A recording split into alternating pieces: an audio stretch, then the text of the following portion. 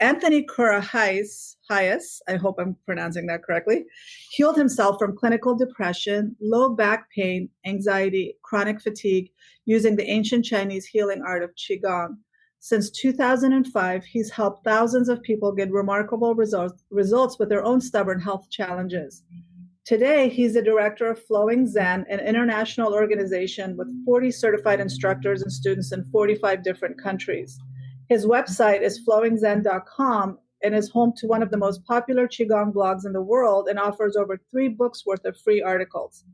Anthony was one of the early pioneers of online Qigong classes. He brought his brick and mortar studio online in 2013 because he passionately believes that everyone in the world should have access to quality Qigong instruction, no matter where they live. So let me bring you on, Anthony. Hi, welcome. Hi. Thank you. Thanks for having me here. Yeah, it's great. I'm happy to. I guess I'm always happy to talk about this topic, but I feel like it's even more important right now. So thanks for letting me do this. Yes, and Qigong is so wonderful. I want my audience. I've been kind of sharing information on my Facebook page and talking to some of my patients about it, but a lot of people don't know anything about it. They don't know where it's from or what good it does for us. So I did share a little bit about your background, but can you expand a little bit about how Qigong has helped you with depression and anxiety, as well as a brief description of what Qigong is? Sure. Okay, so Qigong is an ancient Chinese health practice. It's a form of moving medicine, and it's very easy to do, which is why I love it and why so many of my students love it. My own personal story was that I never in my life imagined that I would end up being a teacher or an expert in an art like this, but I was in trouble. I was struggling with depression, anxiety in particular, and I had already been involved in the martial arts in college, and I made my way very gradually to Qigong. In fact, I started with Tai Chi, and I found that, like many people, I prefer Qigong because it's simpler and I just get better results with Qigong. So my story is basically, I tell people all the time that that Qigong saved my life. In some circles, people really don't understand that because what I'm talking about is depression. I think in this circle, that'll be much more easily understood because, I was on a very dark downward spiral with depression and anxiety in my 20s. And, there are many wonderful solutions out there. For me, Qigong was a powerful and much needed solution. And I honestly believe that I would not be here today had I not discovered it. And now, I teach Qigong for many different purposes. I don't just teach it for depression, anxiety, but I would like to say that I guess I attract a lot of people who battle depression and anxiety simply because of my own personal story. I have students from 45 different countries of all ages. So I obviously have a wide range of different issues they're trying to deal with, but depression and anxiety is a topic that I'm passionate about because of my own story and my own struggle.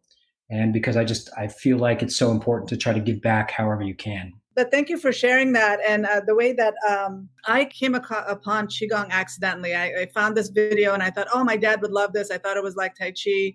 And he was not interested in it because he thought only old Chinese people do it. So then I decided to watch it, and the history was so fascinating to me. The fact that Qigong was not really released to the general public until the 60s, but it was only reserved for the royal family and the military. And it's a self-healing practice that people in China use all the time. I mean, you see people in the morning doing Qigong for all kinds of ailments, from cancer to depression to anxiety to major issues. So I know there's power to Qigong. Can you talk a little bit about the history of it and why it's so powerful? Sure. So you missed one important group, though. You missed the monks and nuns in the groups that were practicing Qigong and, guarding the secrets. And they're a very important part because they were the pioneers of this art really for a long time. Certainly the Shaolin Temple, which is where I trace a lot of my lineage back to, that's 1,500 years old, and 1,500 years of cultivating Qigong in an idyllic environment. And then there were many other temples all throughout China where this stuff was practiced. And it was really from there that it spread out to the Chinese medicine masters like acupuncturists and herbalists. Actually, that's not entirely accurate, but there was a lot of cross-pollination back and forth between the temples, the Chinese medicine practitioners, the royal family, and the martial artists. And all of this mixed together to create a situation which was unfortunate, which was that Qigong was practiced in pockets and kept secret from the general public until in the mid 20th century, it started to be taught more widely in China and Southeast Asia and all across the world. But I got to say, even today, it amazes me how the secrets of Qigong are still coming out. I mean, just very simply by the fact that people don't even know what the word Qigong is. They've never heard of it. Or if they have some mild idea of what it is, people barely know what Tai Chi is. So, and if they knew what I knew about Qigong, they would want to know more. It's really that simple. I mean, it doesn't matter if you have any background in these arts or similar arts, like you were talking about your father. It's a matter of giving him the proper introduction to Qigong, and that's when people fall in love with it, which is really my goal with people, is to make them fall in love with this art the way that I did. And if you give them the right introduction to the art, and sometimes that's about removing some of the traditions or the cultural trappings or things like that, talking about it in a modern language. When you do that and you just give people an experience of what this art can do, well, wow, that's when people really fall in love with it and they realize, okay, this is something that I can do. It takes, you can do it in 10 or 15 minutes a day or even less. You can do it. I have a 2-minute drill that I teach my students as well. But to be able to have such a profound effect on your own health, including mental health, in 15 minutes a day, with relatively little instruction. You do need instruction, but compared to other arts, like I grew up as a violinist, that takes a lot of instruction to get good at the violin. Qigong, you don't need nearly as much instruction to have a powerful effect on yourself. And that's what I love about it, because it's just, there's not that many things in this world that you can do on your own to have such a powerful healing effect with such little effort. It's just amazing. It's incredible. Even after all these years, I still think it's incredible. Yeah. And then, like I said, the history alone makes it powerful, and that it was so beneficial that they had to reserve it just for the elite, like you said, the nuns, the monks, the military, and the royal family. But I know that there aren't a lot of people that are familiar with it. Surprisingly, just down the street from my office, there's a Qigong studio, which after I became familiar with it, I found it. But I started doing some videos online, and there are a couple of people that are really good. I know there's a bunch of videos on YouTube, but I know that there's more to it, because people are only going to share a couple of exercises, right? Mm-hmm. And what I love about it too is that it is so much simpler than Tai Chi. Mm-hmm. So I know that I found out about you just accidentally because we're in the same group together, and I noticed that you had a Qigong course, and it was after I became introduced to it. It's like, oh my gosh, I had somebody else that loves Qigong as much as I do. So I know you have a course, and so can you tell us a little bit about your course and how you teach people Qigong? Sure. Now I teach mostly online, and that's been since about 2016. Before that, I had a brick and mortar, like a Qigong studio, for about 10 years. And, I was gradually being pulled more and more online. And then in 2016, I just sort of took the plunge and closed my studio. It was heartbreaking. It was hard to do, but I'm very glad that I did it. Now I have a bunch of different programs, including a free program that I will shamelessly plug, because I released it specifically, because of everything that's going on in the world right now. It was actually a course that I was charging $79 for in the past. And I just decided, you know what, I'm going to make it free. I'm going to make it accessible to everybody right now. I actually added additional materials and created a support group as well, because I don't want there to be any barriers right now between people getting the help that they need, especially with an art like Qigong, which you can do from home. How amazing is that? And, as we know, with a lot of people with mental health issues, they don't seek the treatment that they need because they don't want to admit it. I was like that I didn't want to admit that even after I was diagnosed with depression, I didn't want to admit that it was accurate.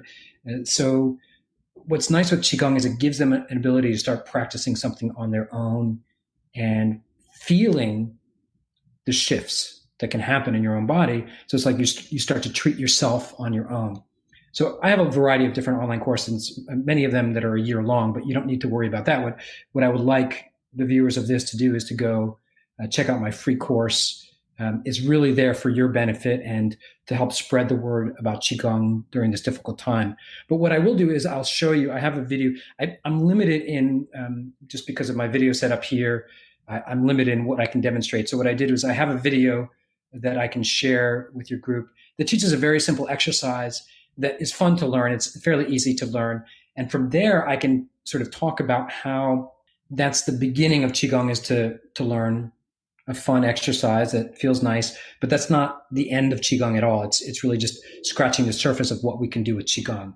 I recently saw the movie The Last Airbender on Netflix, and I noticed the connection with all the movements that they're doing, which is martial arts, but it seemed like a lot of the movements were similar to Qigong. Would you agree with that? Yeah, I love, you're talking about the movie or there's also a cartoon version? Well, the M. Night Shyamalan one that, the movie, right. Yeah. Okay. The movie, both the movie and the show are based mostly on traditional Chinese martial arts, which of course there's always a crossover. This is the confusing thing, that between Qigong and Chinese martial arts like Tai Chi and other forms of Kung Fu, there's a lot of crossover and it gets confusing.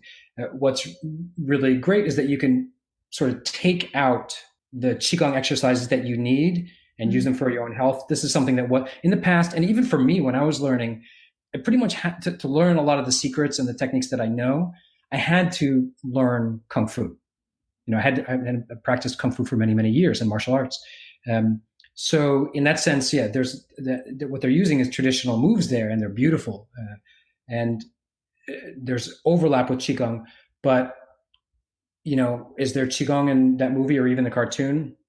Not really, because a lot of people have heard of Qigong or Tai Chi. The problem is that Qigong is much more than just these movements. So if you go on YouTube, which is fine, you go on YouTube and you watch some Qigong exercises, maybe you do a few and, this feels kind of nice. But I tell you, because I teach a lot of intermediate and advanced Qigong students. So these are people who have been practicing Qigong for many, many years. Actually, in some cases, I've been doing Qigong for over 2 decades, but in some cases, my students have more experience than I do. They've been doing for 3 decades, for example. And the reason they come to learn from me is because I'm teaching the secrets underneath the form of Qigong. And I'm even teaching a lot of those for free in that course that I mentioned. So go check that out. These exercises that I teach, these moving and breathing techniques that I teach, it's just the beginning of Qigong. Just like if you're learning sitting meditation, the posture that you're learning is just the beginning.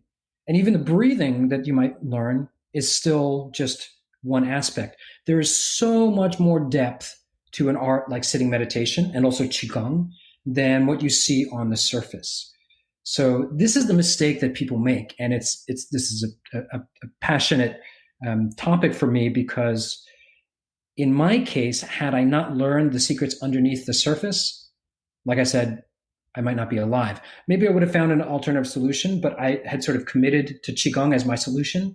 And had I committed to Qigong without the secrets of practicing it as an internal art, I don't think I would have gotten the results that I've gotten. And I see the same thing in my students, that even if they've done Qigong for say 10 years, if they've been neglecting some of the invisible secrets of the art, and then we just correct those mistakes. If you do this, do that, do this, this is where the instruction comes in, then their results start to skyrocket. They just get much, much better results.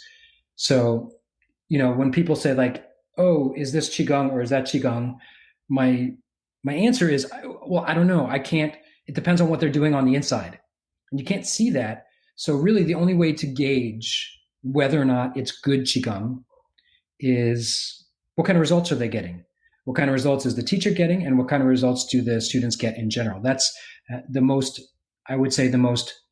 practical way to gauge something like this, is to basically look at the benefits of both the teacher and the fellow students, and then to gauge your own benefits as you take your first steps through this art. You should, I'm a little biased because my students get quick results, but within 30 days, you're not going to solve all of your problems in 30 days, but within 30 days of regularly practicing for 15 minutes a day, you should see clear benefits. Like, you may have to track those benefits, but you should see clear benefits. And that's a good sign that you're headed in the right direction. Generally speaking, in a lot of the Qigong exercises I teach, we breathe in gently through the nose and out gently through the mouth. And softness, physical softness, and also mental and emotional softness or flexibility, relaxation. All of this is, these are standard features of Qigong and things that we're really, these are some of the tips that help us to get the results. And when we follow all these various tips, put all the pieces together, in the Chinese tradition, we would say that we get the qi, or the internal energy flowing.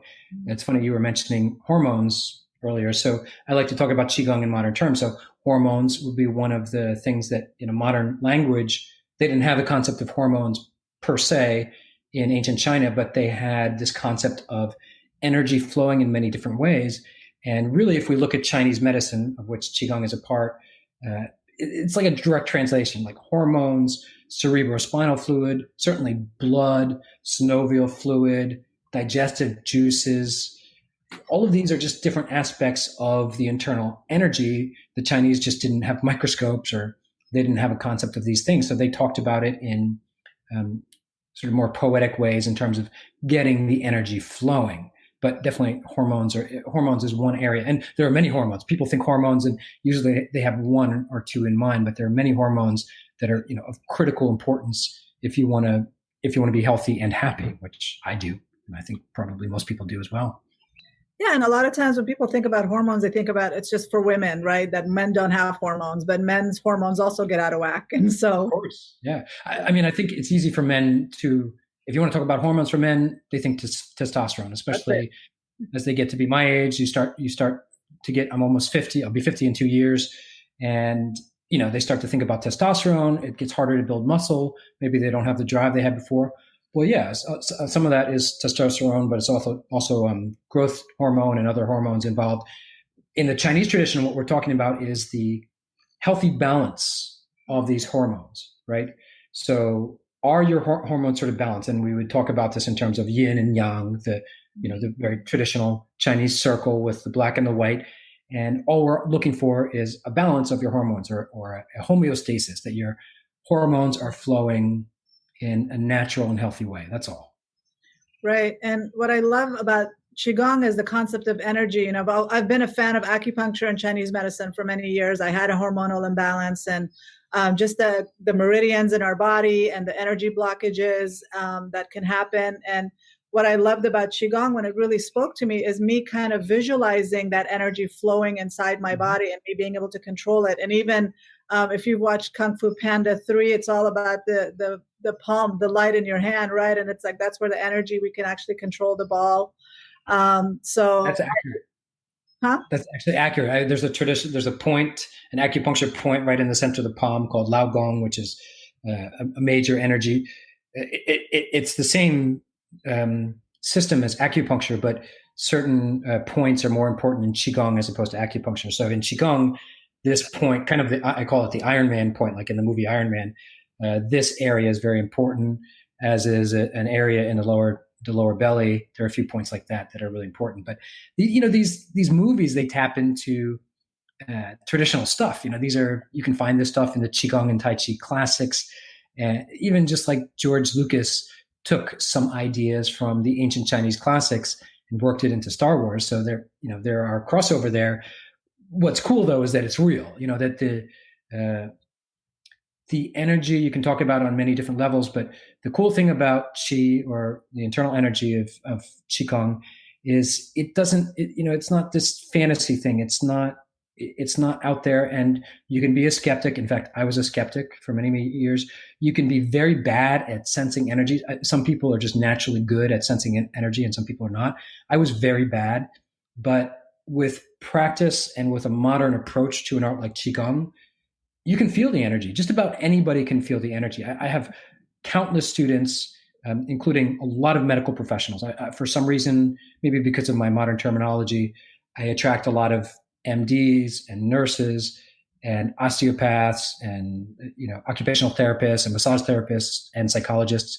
And they, no matter how skeptical or Western trained they are, if you take a modern approach to learning Qigong, which involves quieting the mind, not that it's truly quiet, but you have to learn skills, just like in sitting meditation, you have to learn skills to quiet the mind. And you have to gain some skill there. If you can do that and you practice these Qigong exercises, like you said, then you can start to really feel the energy and manipulate it in a positive way or direct it. And like I said earlier, the most important thing is that you get actual benefits as a result. So you would see a reduction in your depression. That might be subjective or objective. You might, so for example, I've worked closely with clinicians, many different psychiatrists, psychologists, Chinese practitioners as well. And, I've heard it from the patient side of things, like, oh, I'm practicing Qigong, I feel much better. That's subjective. But then you hear it from the clinician side as well. My patient is getting much, much better. I see, they have their objective diagnostics to measure when a patient or a client is getting better.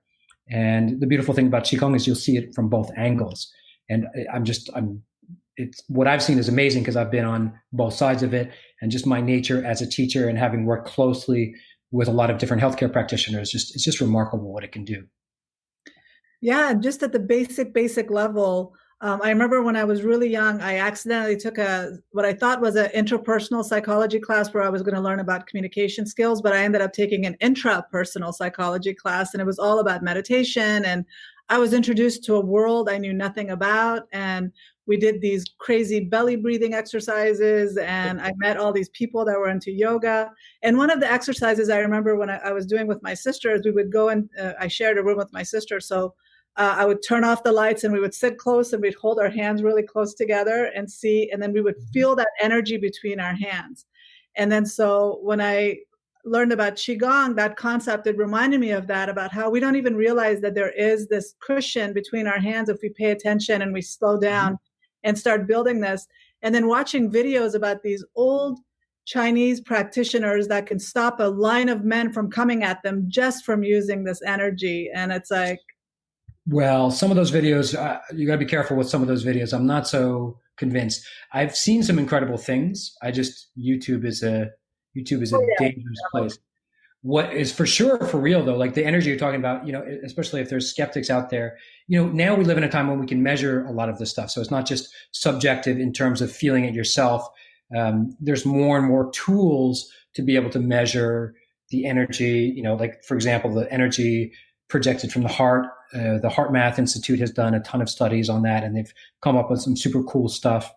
And there are all sorts of new technologies. What I really like are the technologies that, because Qi, whatever it is, and even after all these decades, it's not, I can't just say Qi is this, because it's not like Qi is ultraviolet light or Qi is X-rays. It doesn't work like that. Qi is part metaphor and it's partly literal as well.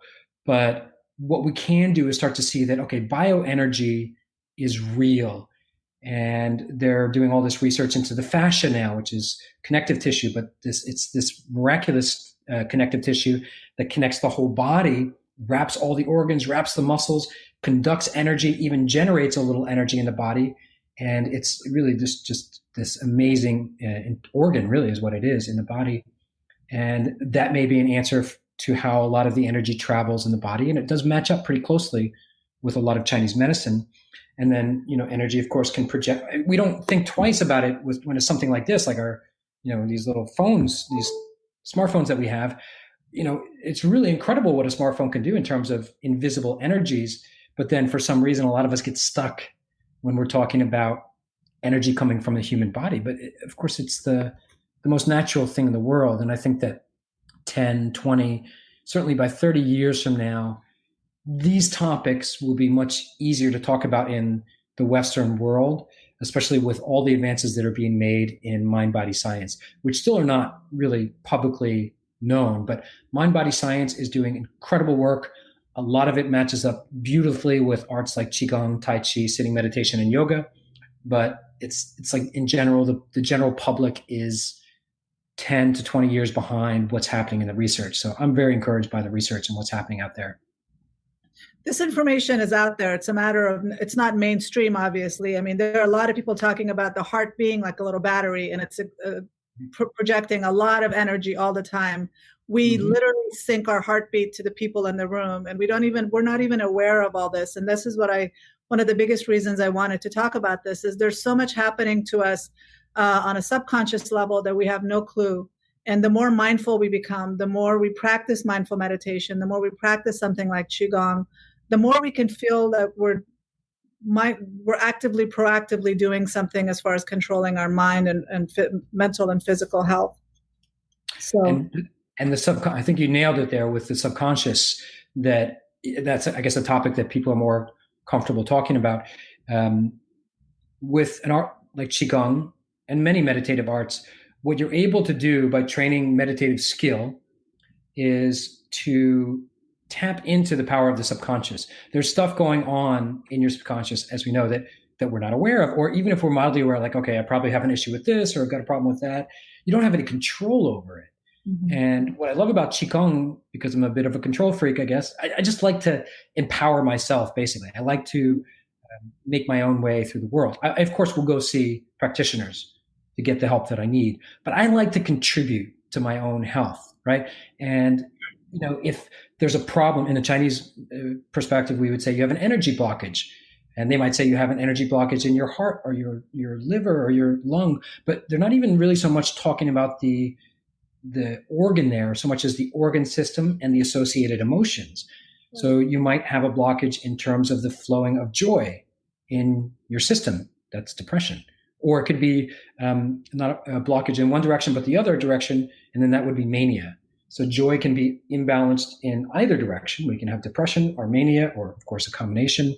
So what I love about Qigong is that it allows me to tap into, say, the power of the subconscious mind in a way that's accessible to me. Now, you can do that in sitting meditation as well. And I love sitting meditation now, but I did not when I first started. In fact, it's because I was so bad at sitting meditation in the beginning that I had to go find something else. And that's how I eventually ended up with Qigong, because it was the moving aspect that helped to give me something to sink my teeth into and gave me something that I could actually feel like I could do, whereas sitting meditation was just too much for me in the beginning.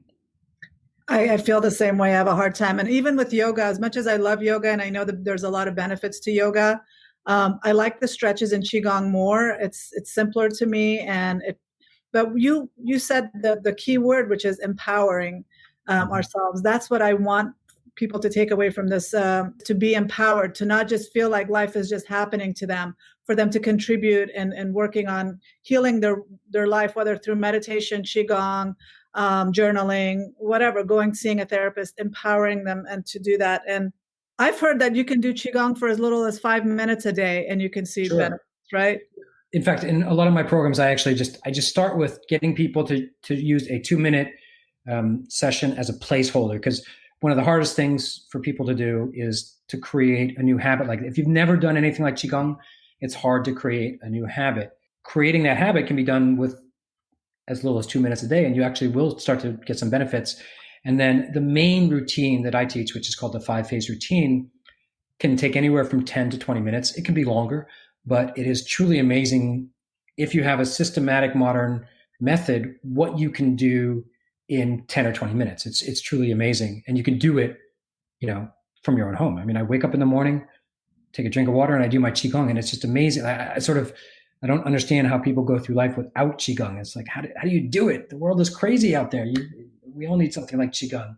I think it'll be perfect if you can incorporate it, just going out early in the morning, getting some fresh sunlight, sunning your eyes, and doing some Qigong. Traditional teachers are very conservative when it comes to mixing and matching. And there are a few reasons for that. One is because the traditional Qigong culture is very conservative and secretive, and you weren't supposed to learn from more than one teacher, and you were supposed to be absolutely loyal to that one teacher. So there's a lot of that going on in the Qigong world, and it's been passed down even to Western teachers. So my teachers, most of them were Asian, but even teachers like me, who, I'm an American, I'm half Greek, Greek American, but even in teachers like me, sometimes those traditionals still bleed through. So you'll hear those answers, those more conservative answers from those teachers. But here's what I've seen, because I've worked with so many different healthcare practitioners, even in a clinical setting. I owned a wellness center where I was in business, literally, with chiropractors and acupuncturists and massage therapists. So there was a lot of that there. And then I lived in a small college town where a lot of healthcare practitioners referred to me for my classes. So I got a lot of feedback, and a lot of these people had done other practices, yoga, meditation of all kinds, including transcendental meditation. So my opinion, based on my experience, is that they mix beautifully with certain kinds of Qigong. So of course, I'm talking about my type of Qigong, which I call flowing Zen Qigong. And if you have a modern approach, so like my 5-phase routine, then what that approach itself is very holistic. That means that the practice itself is very complete and holistic and contained. So for example, if you do the 5-phase routine and it takes you 15 minutes, then you've done a holistic and self-contained routine. If you do transcendental meditation right afterwards, fine. If you do transcendental meditation beforehand, fine. If you do your TM in the evening, or vice versa, you do your TM in the morning, your Qigong in the afternoon. What I encourage my students to do is to play around with what works for them in their lifestyle, because lifestyle is such it depends on your schedule. Well, our schedules now are crazy, but it depends on your schedule. So it's safe to experiment with different ways to do it. And my students have really come up with all different ways. Some people like doing yoga first and then Qigong. Some people are the exact opposite. Some people do their yoga in the morning and Qigong in the evening. Some people are the other way around. The same goes for even mixing it with non-energy arts, like say going for a run or a walk. So when you have I don't want to step on anybody's toes, but a teacher who's more modern like me, and there are others, I'm not the only one, but if you have a teacher like that you can work with, it's very easy to fit this practice in alongside other practices. I'm not a huge fan of fusion arts, although that's happening.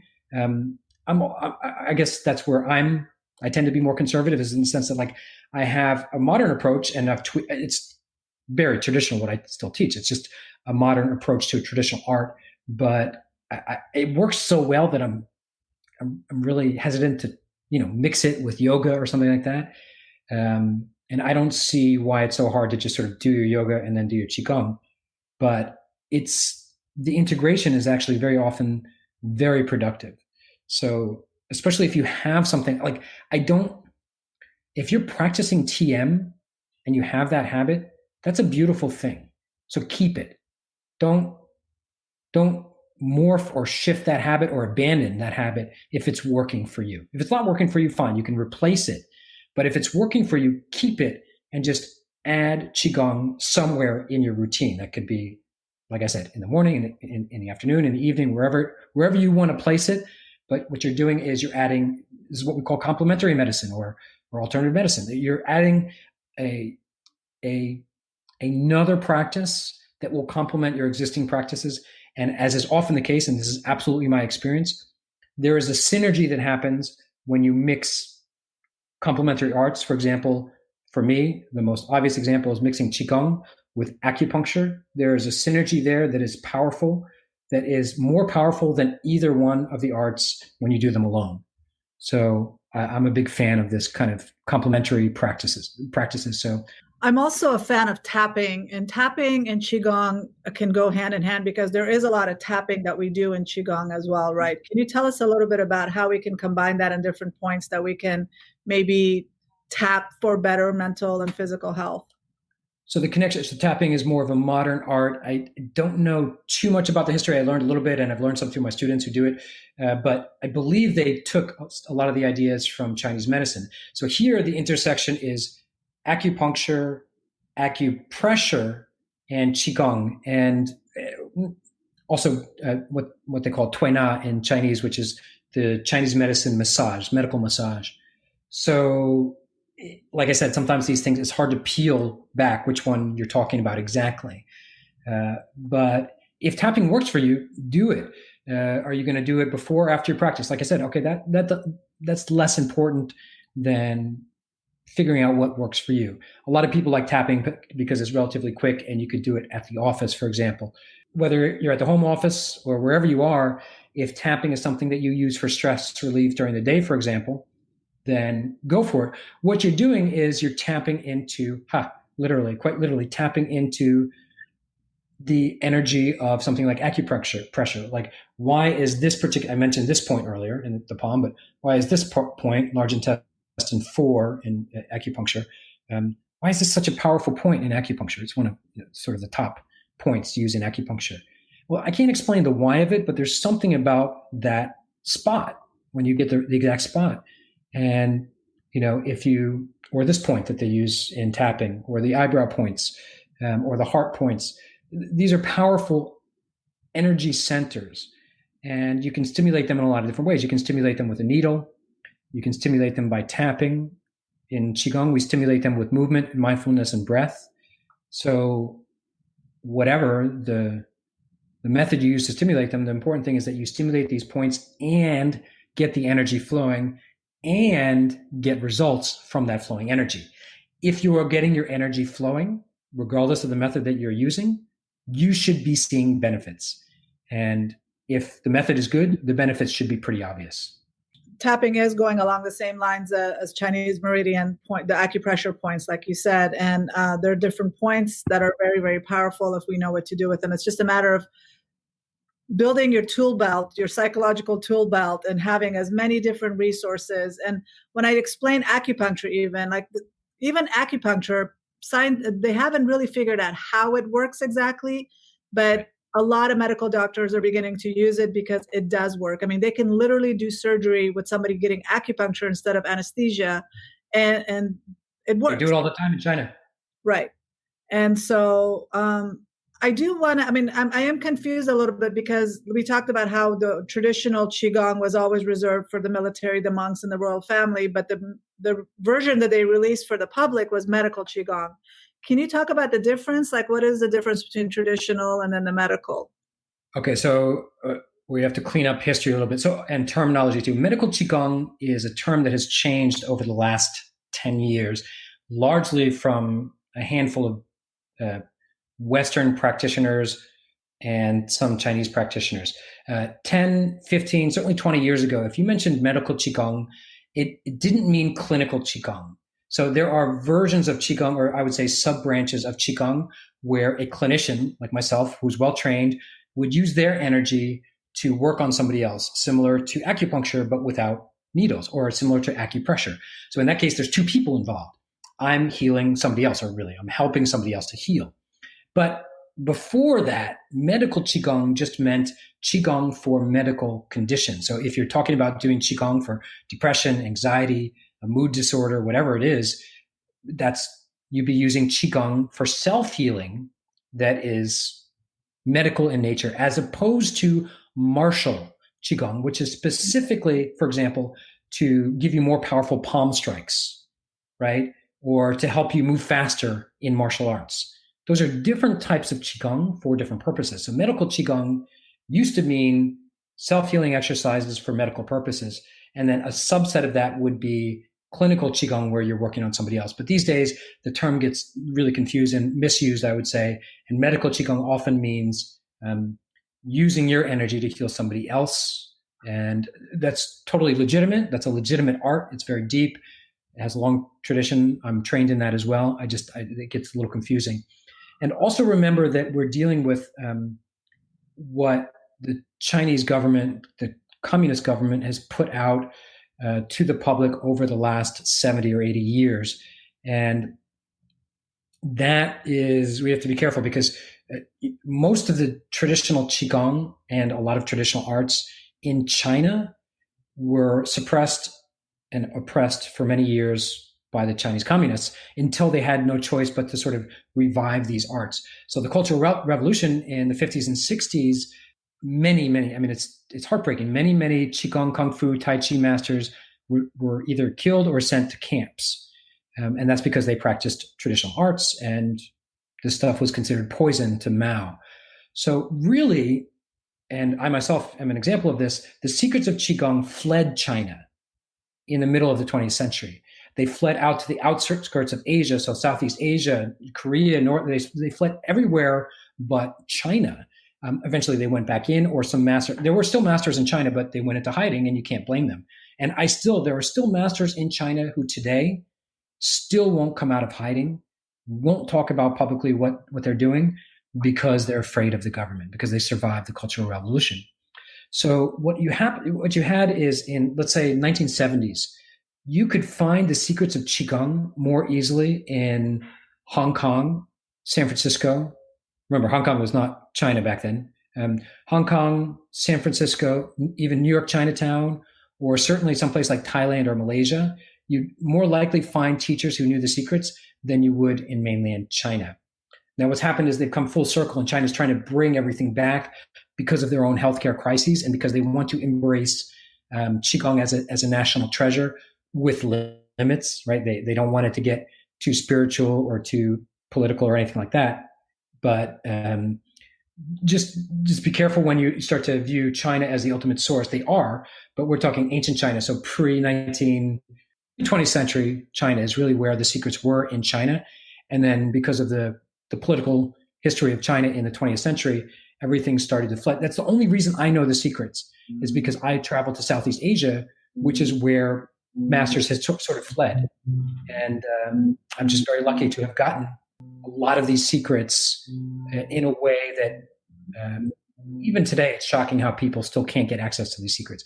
I say secrets, it sounds so mysterious. It's really just teaching methodology. It's like, do this, don't worry about that. That's what secrets are. But it makes all the difference. Just like with meditation, do this, don't worry about that, don't do this. These things make all the difference in terms of success with especially with an internal art, because what happens on the inside is so important. And I think that's what makes it so fascinating, the fact that they're working so hard to suppress the teachings of Qigong. It's important for us to learn it if we can, and I learn more about it. I'm just so fascinated. I watched so many videos. Like, I think Bill Moyers did a whole documentary back in the 80s about it. Yeah. And just I became so obsessed with it when I learned about it. I started consuming everything I could, and it has a great history. There's a lot of information, and I want everybody to kind of explore it and go find it. So where can people find out more about your courses and about you and what you're teaching? Sure. So the free course is easy to find. Just go to my website, flowingzen.com, and you can just do /free. And that'll take you to this new free. I just released this a couple weeks ago, specifically in response to what's going on in the world. And honestly, it's just, it's a no-brainer. You should get it, because it's like, I've never released so much for free. So go grab it for as long as it stays free. My blog is also a great resource and has, I don't know how many, I counted once. I did a word count on my website, and I've got over 3 books worth of free articles. I've been blogging for years on the topic. So there's just a ton of articles. You can just look through them and see, I want to read about this, or I want to read about that, see what I have to say about different topics. And then really the key is to start practicing a little bit. That's why I hope you'll go grab the free course, because I want you to go through and learn enough that you can experience what we're talking about here, because it is a magical art. It's not magic, but it's magical, right? It is unbelievable what we can do with the healing power of our own bodies. That's the miracle. The miracle is that we're alive. The miracle is that the body can actually heal itself in so many different ways, in the mind. In the Chinese tradition, you never separate between mind and body. They're united, so you don't separate. But when you learn an art like Qigong, you can learn in 3 hours in my free course, about 2-3 hours it will take you to get through the whole thing, total time. Then you can learn more in those 3 hours than most Qigong practitioners throughout history would learn in 3-4 years, in terms of practice this, do this, don't do that. And then you go do that just for 15 minutes a day, and you'll be amazed. So I hope you'll do that. Flowingzen.com, that's F as in Frank, flowingzen.com/free will take you right there. And I hope, may you benefit from the amazing power of Qigong the way I and many of my students have over the years. Well, thank you so much for sharing all that. But let's close off with what are your top five tips of staying mentally and physically healthy besides Qigong? What are some other strategies and tips you want to share? Besides Qigong. There's other things. Okay, no. So mental health is a big thing for me and for my students, and we're always trying to get to the bottom of it. Like, for example, insomnia is a big problem, and is wrapped up in mental health. And I tell you this, if you're not sleeping well, we got to get to the bottom of it. So, Qigong may not be enough. You may need to address your sleep hygiene. There's a lot of information out there about sleep hygiene and fixing your sleep and doing whatever it takes to make sure that you're getting proper sleep. If you're not doing that, it's hard to heal if you're not sleeping. Obviously nutrition is a big thing, but even that is just like, you can go down the rabbit hole with what to eat. I'm a big fan of enjoying your food, whatever you're going to do. I actually teach a technique that I call QiGong. So I teach people to be mindful chewing, basically mindful eating. And then I teach gratitude. It's wrapped up in Qigong as well, but I think that you don't need a lot of instruction. You may need some tips, or you can learn more about gratitude, but practicing gratitude is such a powerful thing in so many ways. And for me, for anxiety and panic attacks, which I used to deal with quite severely, and gratitude was like the antidote to these panic attacks, the debilitating panic attacks that I used to get. So I feel like, and when I say gratitude practice, I mean, you actually have to practice. You got to have something. You could be a gratitude journal. You can mix it into Qigong. There are many types of gratitude meditation out there, but boy, is it a powerful meditation. I'm a big fan of walking.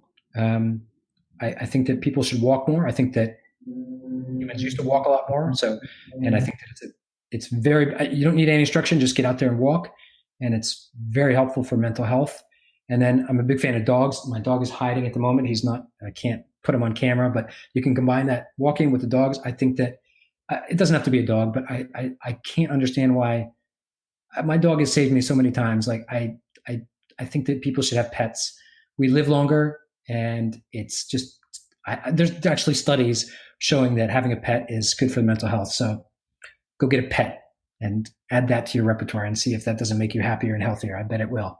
Pets are definitely so important in boosting our mental health.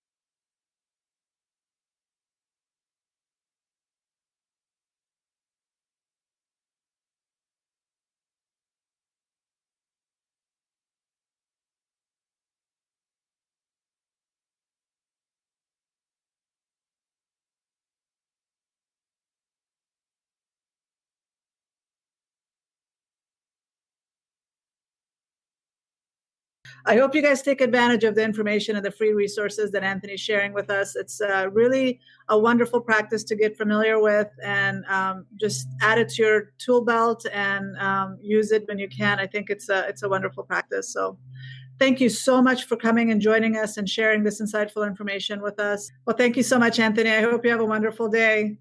Thank you so much for having me. You too.